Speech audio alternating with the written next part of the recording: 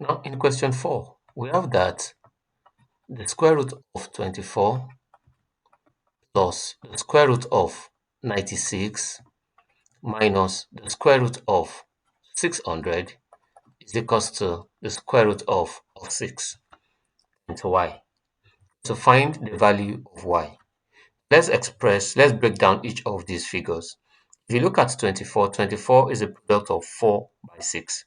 I can write this as 4 times 6 plus the square root of 96. 96 is a product of 16 by 6. Let's see it. That's 16 times 6. Yes, 36. Yes, 96. Minus the square root of 600. That's the product of 100 by 6 is equals to y root 6. Now, if you look at this, I'll take the first as an example. I can rewrite the square root of 4 times 6 to mean the square root of 4 times the square root of 6. I'll do the same thing to each of these. The square root of 4 is 2.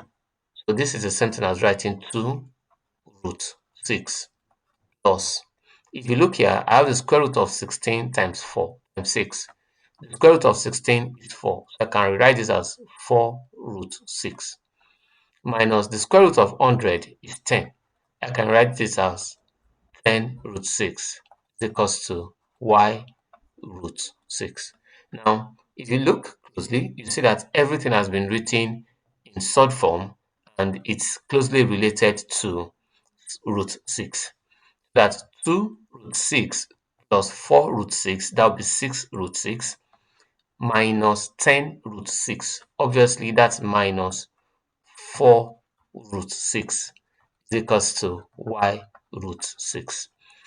Minus 4 root 6 is equals to y root 6. Without missing word, my y is the same thing as minus 4. So my answer is option D.